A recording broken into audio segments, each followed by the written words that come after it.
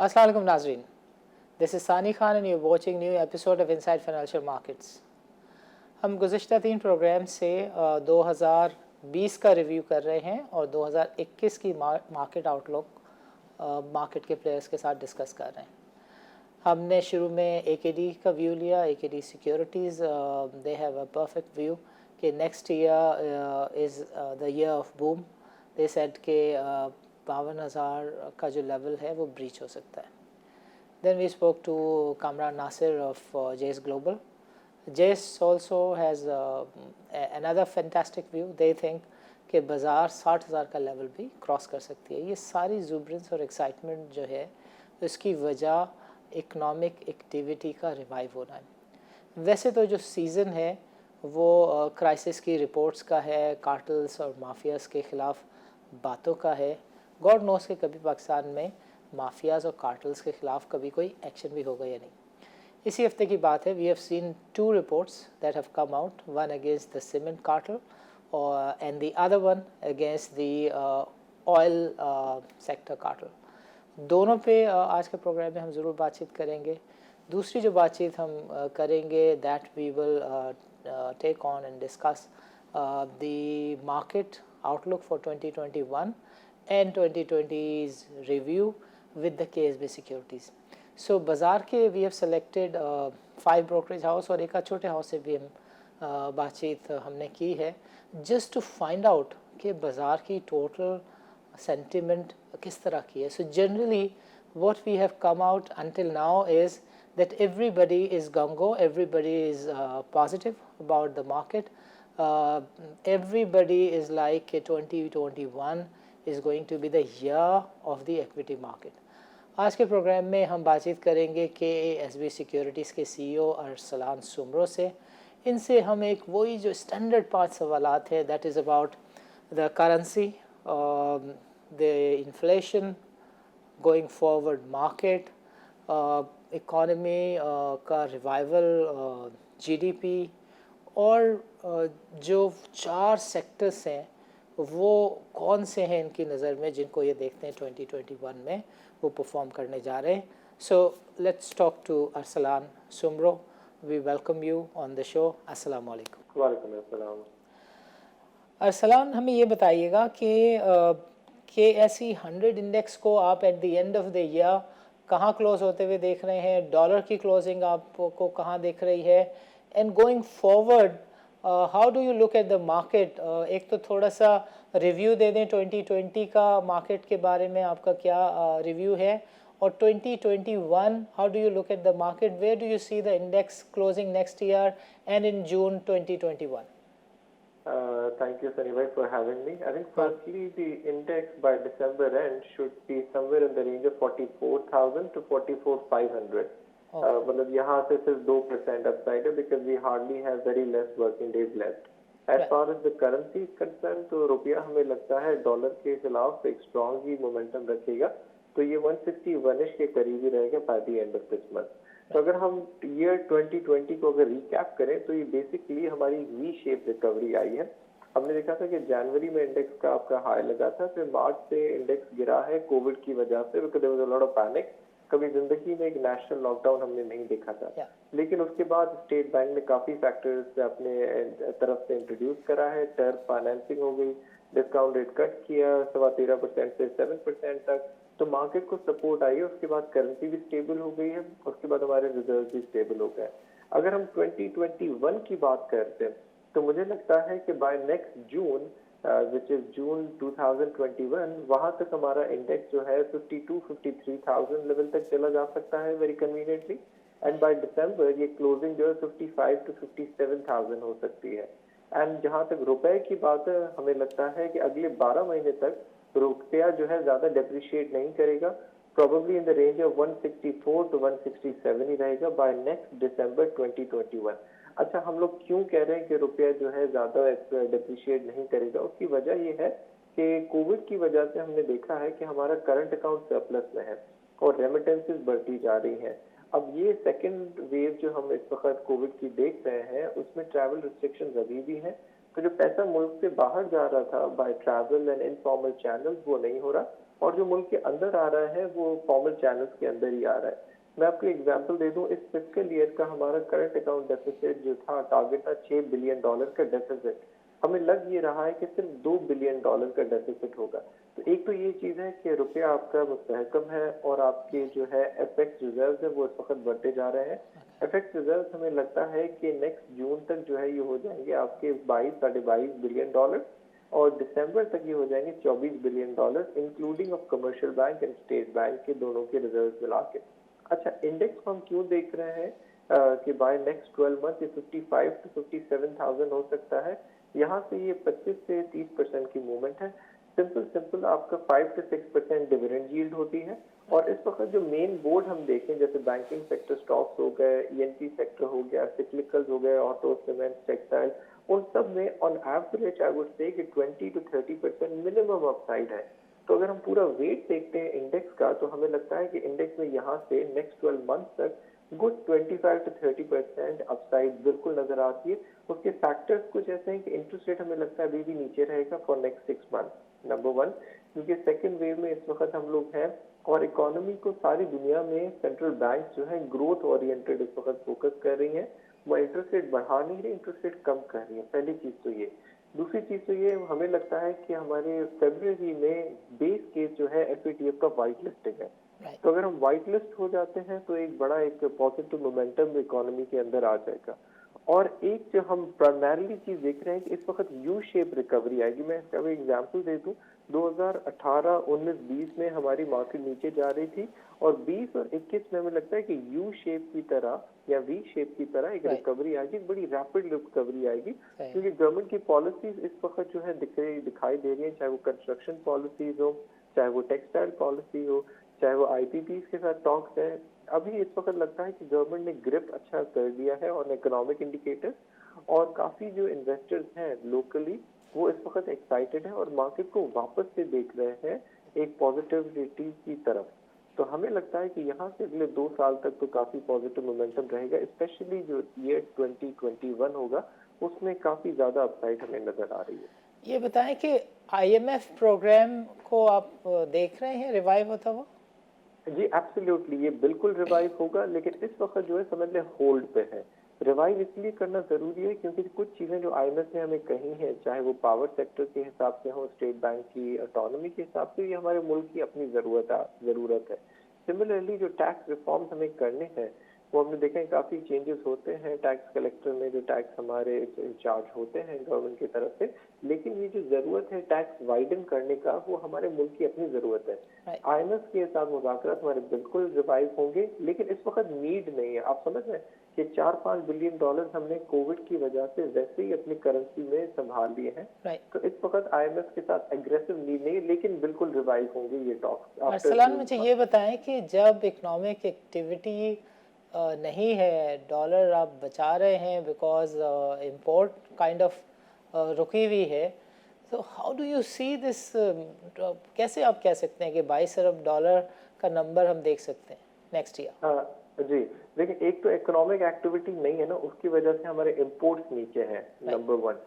Number two, oil prices internationally भले $50 तक पहुंच गए हो, लेकिन ये $70 to $80 में नहीं जा रहे, बिकॉज दुनिया भर में इस वक्त ग्लोबल क्राइसिस होते जा रहे हैं, तो ऑयल प्राइसेस आपकी नीचे रहेंगी। तीसरी, क्योंकि इकोनॉमिक एक्टिविटी नहीं है और इंटरनेशनल ट्रैवल नहीं है, हर जुमरे के इतना आउटफ्लोस नहीं है, तो आपके डॉलर मुल्क से बाहर भी कम जा रहे हैं। इस वजह से हमें लग रहा है कि एफएक्स रिजर्व आपके स्ट्रेंथन ही होते रहेंगे। डिजिटल अकाउंट्स की वजह से थोड़े पैसे हमें आ रहे हैं, लेकिन मेरी इस वक्त एक्सपेक्टेशन है ये है कि 2 से 4 महीने के अंदर गवर्नमेंट यूरो बॉन्ड और सुकूक लॉन्च करेगी ग्लोबल मार्केट के अंदर, जिसकी एपेटाइट है। पाकिस्तान में comparatively to the other market जो कोविड के साथ फाइट किया है वो इस वक्त बेहतर किया है। तो मुझे लगता है $1.5 से $2 बिलियन गवर्नमेंट वहां से भी रेज कर देगी। तो भले स्टेट सऊदी अरब को हमने पैसे वापस देने हैं $2 बिलियन, लेकिन ये नेट हमें पॉजिटिव स्टेट बैंक के रिजर्व ऊपर जाते हुए नजर आ जाएंगे। अच्छा देखिए, एक तरफ आप कहते हैं कि डॉलर 166 का लेवल देख सकता है, और दूसरी तरफ आप कह रहे हैं कि इतनी डॉलर की नीड नहीं है, कंजम्पशन नहीं है, रिक्वायरमेंट नहीं है। तो why don't you agree with the other brokerage houses who think कि डॉलर 155 के आसपास रह सकता है? जी, इस वक्त अगर हम लोग थोड़ा मतलब इमोशनल तरीके से देखें तो बिल्कुल 155 जा सकता ख्वाहिश है, की। लेकिन जो जो फायदा इसका होगा वो नुकसानात भी हैं। For instance right. एक्सपोर्ट्स हमारी इस वक्त रिवाइव हो चुकी हैं, फुली बुक चल रही है टेक्सटाइल वालों की। अगर हम अपनी करेंसी को फिर इतना जल्दी एग्रेसिव स्ट्रेंथन करेंगे तो हमारी कम्पेटिटिवनेस है regional market players Bangladesh, Vietnam, India के खिलाफ जो हो गई है वो हम फिर लूज कर जाएंगे। अगर गवर्नमेंट इन्फ्लेशन को कंट्रोल कर देती है तो हमारी करेंसी भले 2-3% डेप्रिशिएट हो जाए, लेकिन इंटरेस्ट रेट कम हो और जॉब्स क्रिएट हो तो मैन्युफैक्चरिंग आपकी बढ़ रही है। अच्छा, ग्रोथ हम लोग वापस नजर आते हुए देख रहे हैं। तो ऐसा नहीं है कि हमारी जीडीपी कॉन्ट्रैक्ट करेगी। इस फिस्कल ईयर भी 2 से 2.5% जीडीपी में ग्रोथ नजर आ रही है और एलएसएम में 5 से 6% डेफिनेट ग्रोथ नजर आ रही है, चाहे वो ऑटो से हो, सीमेंट से हो, स्टील से हो, टेक्सटाइल से। तो मुझे इसलिए कंफर्ट ज्यादा नजर आती है मुझे कि हमारी एलएसएम के लिए बताएं, इसके नंबर्स 5.46% कहा गया कि इसमें एनहेंसमेंट हुई है। व्हाट इज़ योर सोर्स, ये कहाँ से डेटा अवेलेबल है जो कंफर्म करे कि शौकत अजीज़ वाला सीन ना हो कि जनरेटर्स इंपोर्ट हुए because of your own lapses और उसको कहा गया कि ये एलएसएम की ग्रोथ है। जी, ये पाकिस्तान ब्यूरो ऑफ स्टैटिस्टिक्स पे ये इसके डेटा होता है, स्टेट बैंक के पास भी इसका डेटा होता है, ये राइट। पब्लिक इंफॉर्मेशन है। इसमें ज्यादा कंपोनेंट टेक्सटाइल का होता है, टेक्सटाइल में हमें ग्रोथ नजर आ गई है 2-3%। फार्मास्यूटिकल्स का भी डेटा होता है, प्रोडक्शन का, पेपर का भी होता है, राइट। ऑटोमोबाइल्स का भी होता है। ओके। तो जैसे हम देख रहे हैं कि गाड़ियों की सेल में 40 से 70% की ग्रोथ आ गई है डिफरेंट डिफरेंट प्लेयर्स के अंदर। तो ये पूरा ट्रांसलेट होता है एलएसएम में, लार्ज स्केल मैन्युफैक्चरिंग में।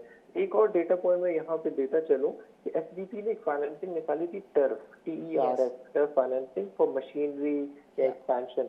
उसमें तकरीबन 400 अरब से ज्यादा तक की रिक्वेस्ट आ चुकी है और 215 अरब अप्रूव हो चुके हैं। ओके। अब ये $1.5 बिलियन वो है जो मशीनरी इंपोर्ट की जा रही है ताकि राइट। बिजनेस एक्सपैंड करे।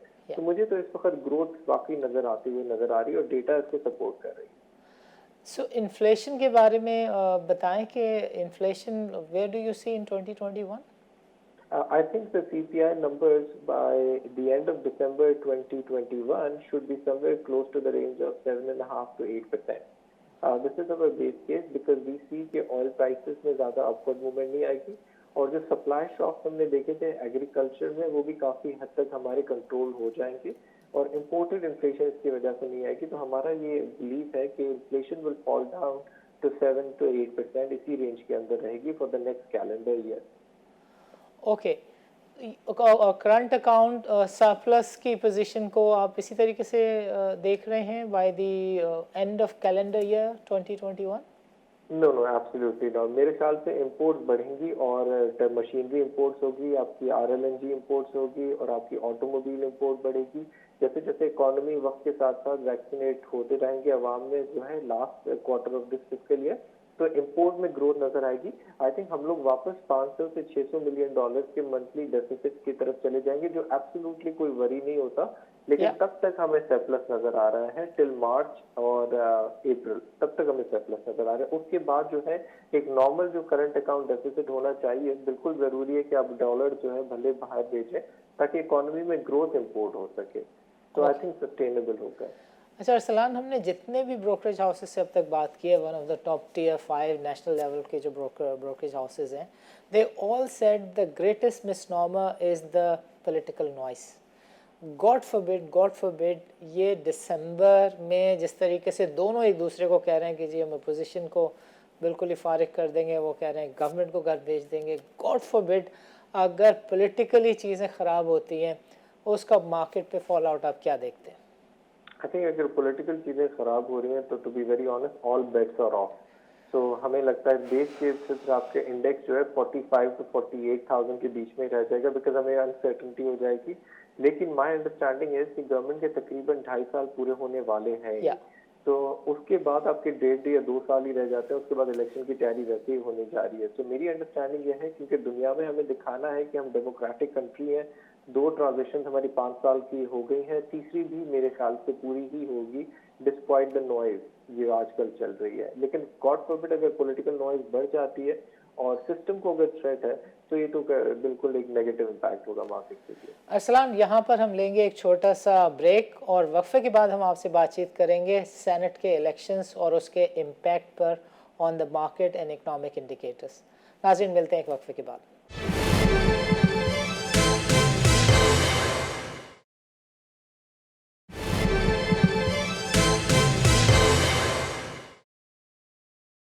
वेलकम बैक नाज़रीन। प्रोग्राम के पहले सेगमेंट में हमने अरसलान सुमरो से बातचीत की and he was very optimistic about the economy unfolding things getting better. In fact he also said the same thing which Jay said कि ये सर्टन चीज़ों के को देखकर लगता ही नहीं है कि 2020 में पाकिस्तान के कॉन्टेक्स्ट में कोई पेंडेमिक भी आया था। The recovery that we saw was a kind of V shape recovery. Arsalan से हम बातचीत कंटिन्यू करते हैं और अरसलान से हम पूछेंगे कि गोइंग फॉरवर्ड कौन से चंद सेक्टर्स हैं जिसके बारे में he would suggest to his client and investors के वो अगले 2 सालों में इन 4-5 सेक्टर्स पर नज़र रखें। कुछ इकोनॉमी पे भी फर्दर डिस्कशन करेंगे, लेकिन उससे पहले मैं चाहूँगा कि अरसलान हमारे नाज़रीन के साथ शेयर करें कि 2020 के बारे में at the year and what type of view does KSB has. Arsalan. Sure, thank you. First of all, I feel that the index was closed above 44,000, somewhere in the range of 44,000 to 44,500 by this month end, इस महीने के and पे। और currency की जहाँ तक बात है तो इस वक्त हम 160 पे खड़े हुए हैं, तो 160 भी मुझे लग रहा है 160, 161, इससे ज़्यादा जो है डेप्रिसिएशन मुझे नहीं लग रही दिसंबर के एंड पे। जहाँ तक हम सेक्टर्स की अगर बात करना चाहें, reserves where do you see the reserves?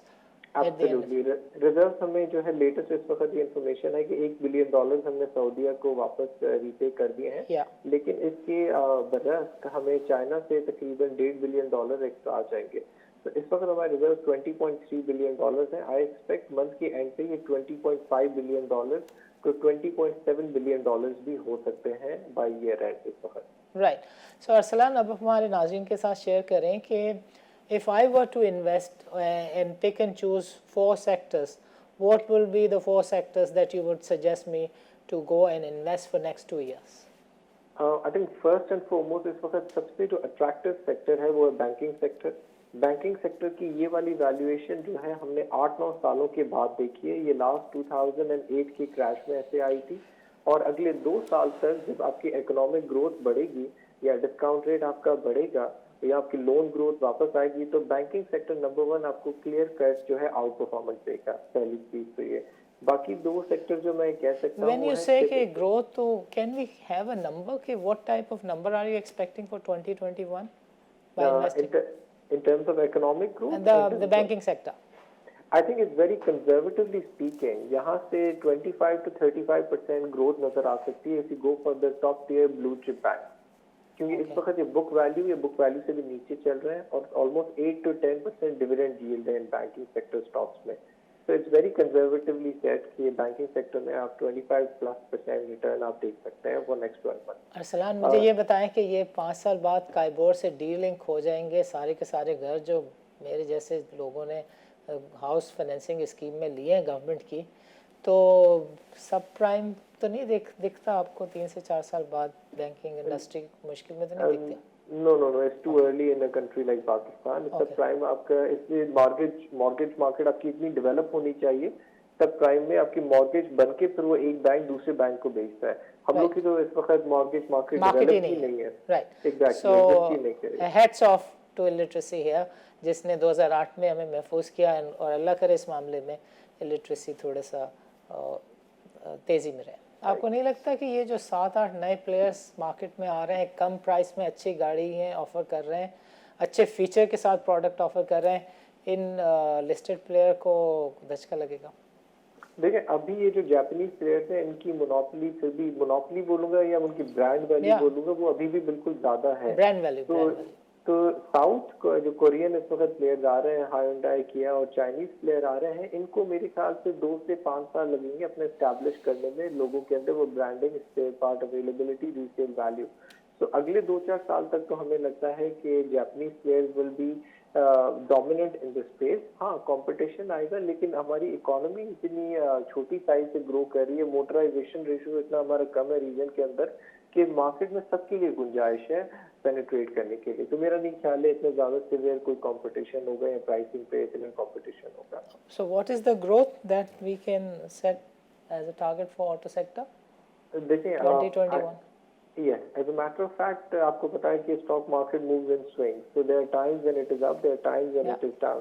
लेकिन हमारी फेयर वैल्यू के हिसाब से these stocks are still under price. इनमें 20 से 35% की अपसाइड हमें और नजर आती है, depending upon the entry prices. And what is your fourth and last sector that you would suggest for the I was investor? suggesting textile sector. Textile sector में हमारे orders booked हैं because trade deflection हो रही है US China की जो trade war की वजह से काफी जो है हमें orders locally आ रहे हैं और इंटरनेशनल कॉटन प्राइसेस कम होने की वजह से जो लोकल प्लेयर्स हैं उन्होंने इंपोर्ट भी किए हैं और उनके दे आर फुली बुक्ड अगले इस फिस्कल ईयर तक दे आर फुली बुक्ड और इस वक्त वो गवर्नमेंट की सब्सिडाइज स्कीम लेके एक्सपेंशन की तरफ भी जा रहे हैं। तो हम लोग आफ्टर मैसिव करेंसी डिप्रिसिएशन 105 से हम लोग 107 तक पहुंचे, अब हम लोग रीजनली कंपेरेटिव हो गए राइट और गवर्नमेंट की जो टेक्सटाइल पॉलिसी है उसमें इनको एनर्जी भी सस्ती मिली है और इलेक्ट्रिसिटी भी 7.5 सेंट पे इनको मुनासिब रेट पे मिली है, तो they are feeling very comfortable और ये इस वक्त वापस एक्सपेंशन की तरफ जा रहा है। तो मुझे लगता है कि टेक्सटाइल सेक्टर के अंदर भी depending upon your stock pick आपकी 20 to 35% अपसाइड है। टेक्सटाइल एक्सपोर्ट कहाँ होगा? वो तो मिसाइल का शिकार रहेगा वेस्ट, जहाँ जहाँ पे आपका सारा एक्सपोर्ट होता है। How do you see? you're right. हम लोग एक तो देखें, एक तो ट्रेड डिफ्लेक्शन हो रही है कि जो orders Bangladesh, China, Vietnam, India में जा रहे थे वो ऑर्डर्स हमारे पास आ रहे थे, नंबर वन। नंबर टू, इस वक्त हम लोग स्टार्ट भी बड़े लो बेस से कर रहे थे। We are not top textile exporters in the world anymore. Yes हमें समझ लें औरों का शेयर हमें मिल रहा है। आज नहीं तो 6 महीने बाद दूसरे ममालिक में जो वेस्टर्न कंट्रीज हैं जहाँ पे हमारी एक्सपोर्ट्स जाती हैं वहाँ पे इकोनॉमी रिज्यूम करेगी और पेंट अप डिमांड आएगी, लोग जाके शॉपिंग करेंगे ईस्टर के लिए, अगले क्रिसमस के लिए। तो हमें लगता है कि उस वक्त तक पाकिस्तान अपनी सप्लाई चेन बना चुका होगा क्योंकि ये टेक्सटाइल प्लेयर्स इस वक्त हैं बड़े कमिटेड हैं कि अगले 5 साल में हम लोग अपनी एक्सपोर्ट्स डबल कर देंगे, जो तकरीबन एनुअलाइज रेट आपका 13 से 15% होता है, जो बिल्कुल अचीव कर सकते हैं ये मेरे हिसाब से। टेक्सटाइल में रिटर्न आप कह रहे हैं 13% के आसपास रह सकता है, एनुअलाइज जो textile sector overall export but growth capital gain what if I invest in textile companies what type of return can I expect? I think conservatively speaking 20 to 25% return is very very doable. बिल्कुल 20 to 25%। आपके top picks में कहीं पे oil नहीं है, इसकी वजह? अजी मैं I am fundamentally bearish on oil prices. मुझे लगता है कि पाकिस्तान के अंदर जो है इस वक्त जो गैस और ऑयल की कमी है वो गैस की कमी जो है गवर्नमेंट एलएनजी इंपोर्ट करके पूरी करेगी, आरएलएनजी इंपोर्ट करके। और जो लिस्टेड प्लेयर्स हैं बड़े ओजीडीसी पीपीएल के लिए इनके कैश वैसे ही फंसा हुआ है, तो सर्कुलर डेट का जब तक रेजोल्यूशन नहीं होगा इनके पास कैश नहीं आएगा, जब तक कैश नहीं आएगा तो ये ज्यादा एक्सप्लोर नहीं कर पाएंगे। तो फिर जब आप ये बात अभी कह रहे हैं तो आईएमएफ की तो पहली कंडीशन ही सर्कुलर डेट का इशू का रेजोल्यूशन है। जी बिल्कुल, उसके रेजोल्यूशन का मतलब उनको प्लान चाहिए कि what is the government doing about it. लेकिन ये जो प्लान है आपका जगह 2.2 ट्रिलियन रुपीस का जो सर्कुलर डेट है ये 2 महीने 6 महीने के अंदर खत्म नहीं होगा, ये 3 से 4 साल लगेंगे उसको आपको एलिमिनेट करने के लिए। ठीक है, तो मेरी ये सोच है कि तब तक स्टॉक मार्केट के इन्वेस्टर्स के लिए ज्यादा बेहतर प्रॉक्सी और कुछ है। ऑयल सेक्टर से इस वक्त इंटरनेशनली डिप्रेशन में जा रहा है और हमने देखा है ईवी पॉलिसीज आ रही है, इलेक्ट्रिक व्हीकल पॉलिसी पाकिस्तान में भी आपकी हो गई है। तो 5 से 10 साल के अंदर जो ऑयल की डिमांड की ग्रोथ हमने पहले देखी थी वो अभी नहीं रहेगी। देखिए इंडेक्स का लेवल जो आप कोट कर रहे हैं उसमें मुझे इशू ये दिखता है कि आपका इंडेक्स में है क्या सिवाय ऑयल और बैंकिंग के। So banking is in your pick but when oil is not there I wonder के हाउ कम आपका जो नंबर है वो मैच होगा। देखिए ऑयल में मुझे लगता है सिर्फ एक 1 ईयर तक आपकी ग्रोथ आएगी, 1 साल तक जो 15-20% ग्रोथ होती है। बाकी अगर मल्टी ईयर व्यू लेना है अगले 3 या 4 साल का तो उसमें ज्यादा ग्रोथ हमें आ सकती है बैंक्स में, स्टील में, ऑटोस में, सीमेंट्स में और टेक्सटाइल्स में।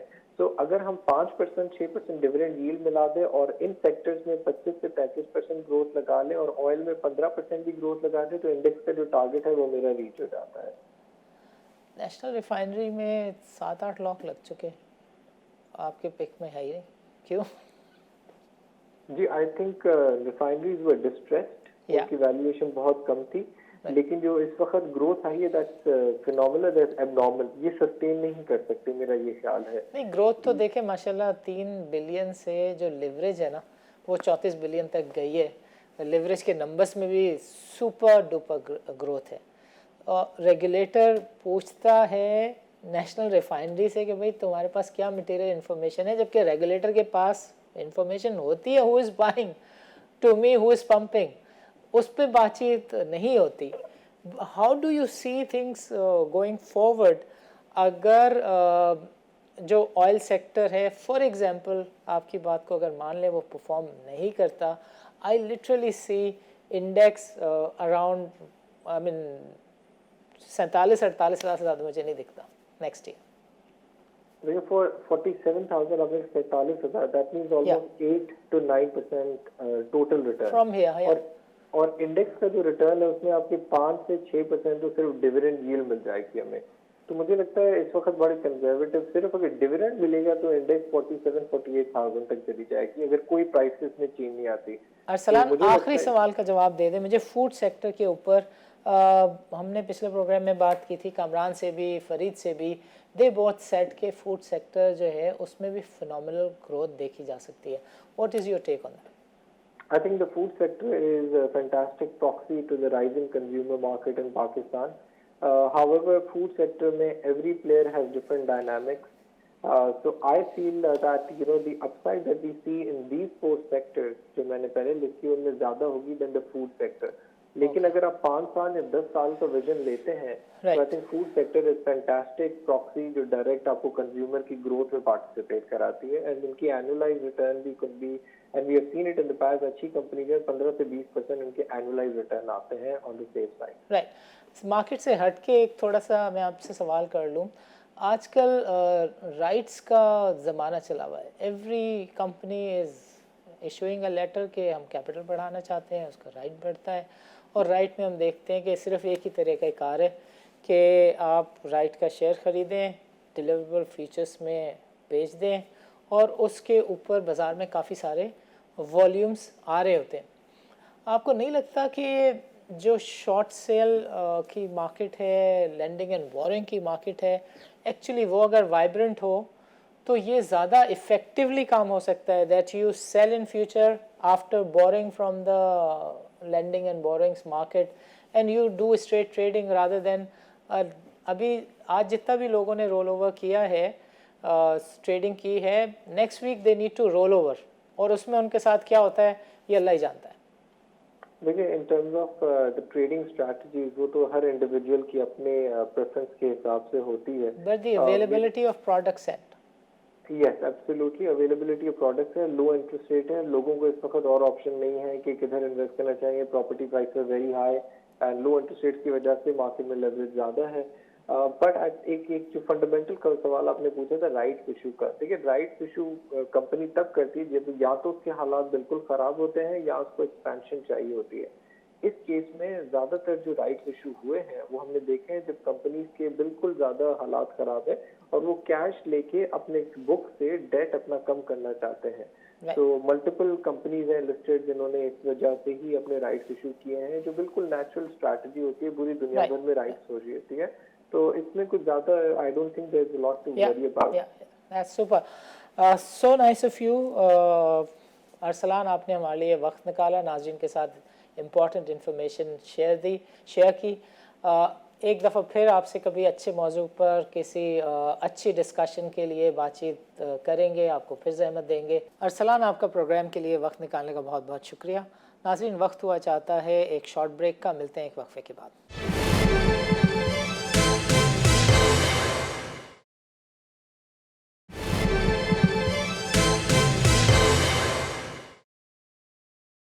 वेलकम बैक नाज़रीन. आज के प्रोग्राम में हमने बातचीत की थी अरसलान सुमरो से, जो कि KSB सिक्योरिटीज़ के CEO हैं.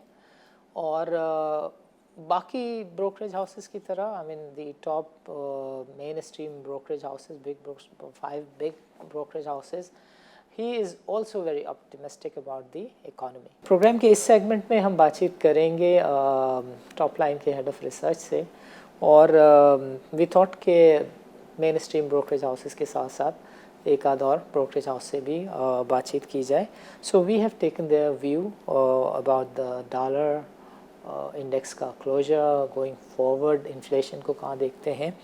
तो पहला सवाल जो हमने इनसे किया उसका जवाब हम देखते हैं. That was about the closing of the dollar on the year end next year.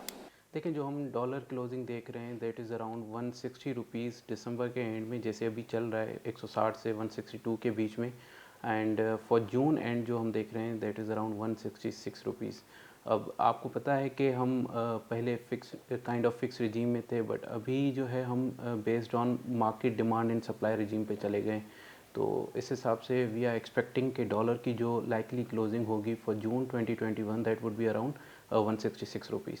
देखिए ओपन रिजीम के ऊपर भी बहुत सारे सवालात हैं। पीपल स्टिल फील कि चीज़ें अभी भी मैनेज की जाती हैं। टोयोटा वाले आज भी जो है वो अपनी गाड़ियों के लिए महीना बताने से कासिर हैं, बिकॉज दे डोंट नो कि उनको कब डॉलर खर्च करने की इजाज़त होगी। अगली चीज़ जो हमने इनसे पता की टॉप लाइन से, that was about the closing of index on this year end next year June 30। देखिए अभी 31 दिसंबर में तो कुछ ही दिन रह गए हैं, अराउंड 15 से 20 दिन जो वर्किंग डेज हैं, तकरीबन 13 से 14 दिन हैं। तो वी आर एक्सपेक्टिंग कि जो मार्केट क्लोज होगी that would be around 44 to 45,000। और जो जून की जो क्लोजिंग होगी जून 2021 की, जैसे आप कह रहे हैं, that we are expecting around 48 to 50,000 के बीच में। और जो हमारा दिसंबर 2021 का टारगेट है that is 52,500 points. So no brokerage house looks index beneath 50K level in December 2021. And when I spoke to them about the foreign currency reserves on the year end and mid-year next year, अभी आपको पता होगा काफ़ी news flows भी हैं कि $1 billion की payment जो है ड्यू है सऊदी अरबिया को, जो हमें पे करनी है। तो इस हिसाब से अगर हम देखें वी आर एक्सपेक्टिंग जो फॉरेन रिजर्व्स दिसंबर के एंड में जो क्लोज होंगे that would be around $13 billion. और जो आगे चल के जून की जो क्लोजिंग है that is expected around 14 to 14.5 billion dollars. how about interest rates at the end of the year and on 30th June 2021?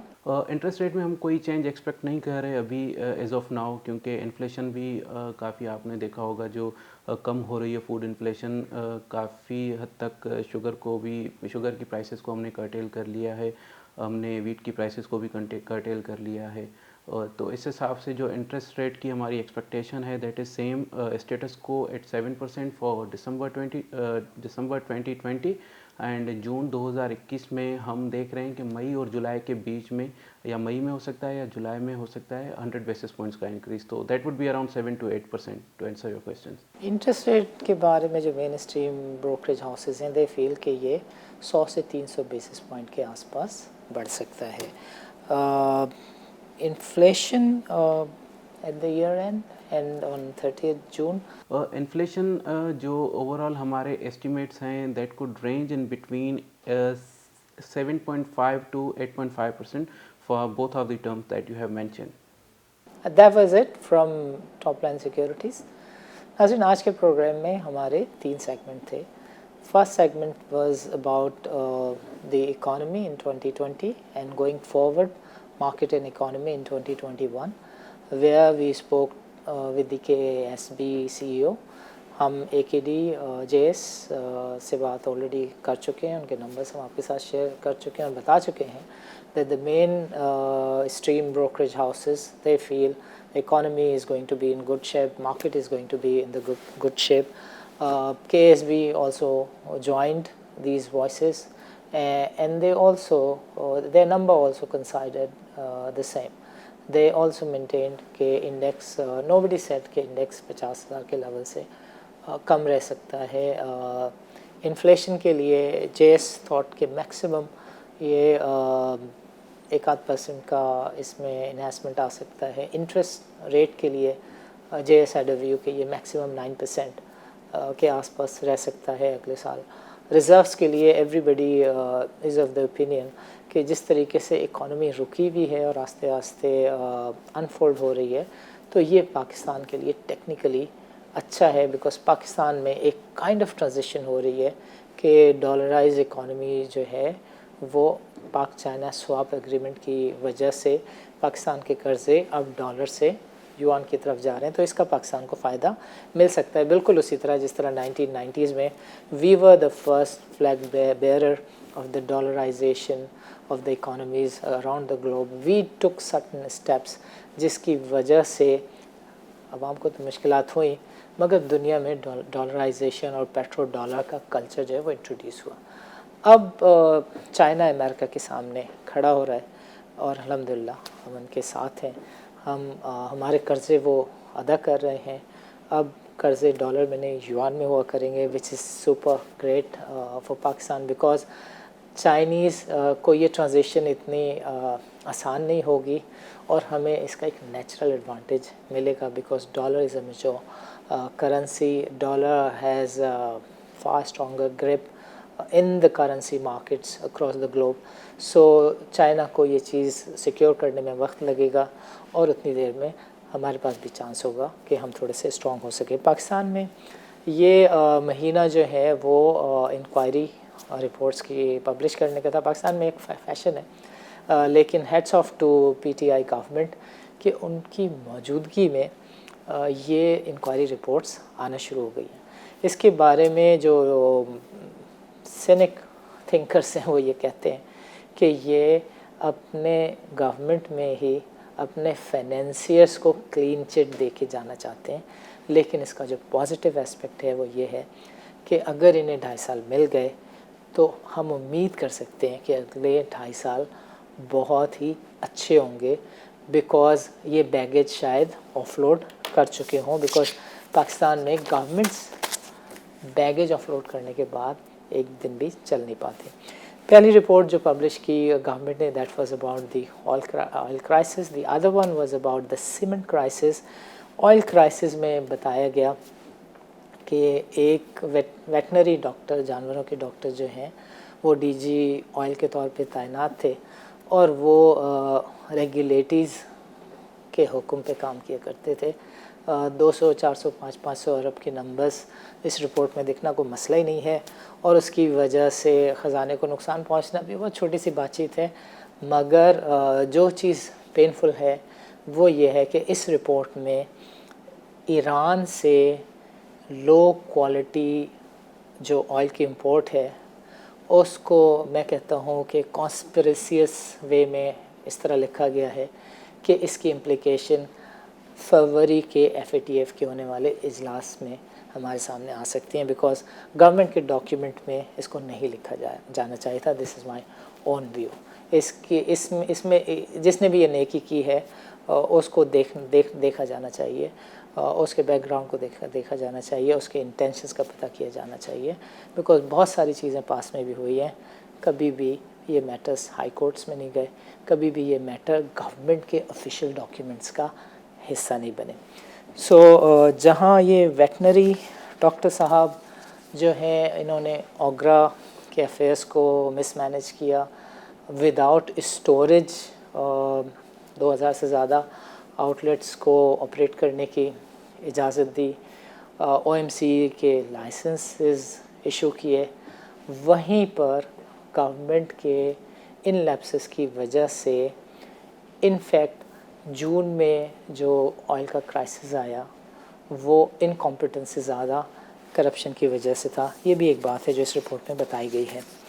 दूसरी रिपोर्ट जो गवर्नमेंट ने थैंक्स टू देम पब्लिश की, that was about the cement cartel के बारे में बताया गया कि व्हाट्सएप ग्रुप पर अब फैसले सिर्फ नहीं होते बल्कि व्हाट्सएप ग्रुप पे ये भी तय किया जाता है कि आपका पूरी बाज़ार में जो हिस्सा है, मार्केट में जो हिस्सा है वो 10% है तो आप सप्लाई 8% रोक दें, ताकि बारिशें होने जा रही हैं, प्रोडक्शन ज़्यादा रखेंगे, डिमांड इस तो ऑलरेडी कम होने जा रही है तो फिर हमें नुकसान होगा।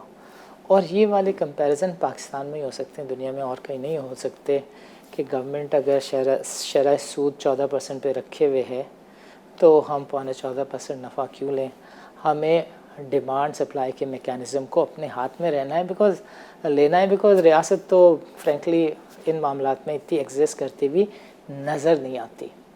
तो इस रिपोर्ट में बहुत ही अच्छे लफ्ज़ों में, साफ़ सुथरे लफ्ज़ों में, क्लीन लफ्ज़ों में बताया गया है कि व्हाट्सएप ग्रुप के तहत जो है चीज़ें मैनेज होती थी, डिमांड सप्लाई के कर्व को ख़ुद ठीक किया जाता था और प्राइसिंग खुद ओनर्स या उनके जो की ऑफिशियल्स हैं वो in the form of cartel manage किया करते थे। अल्लाह से दुआ है कि पाकिस्तान में कभी ना कभी इंसानियत को थोड़ा बहुत स्पेस मिले और वो वेंट से बाहर आए और नॉर्मली सड़कों पे चल फिर सके। अगले हफ्ते मुलाकात होगी किसी नए मौजू के साथ। इजाज़त दीजिए, अल्लाह हाफ़िज़।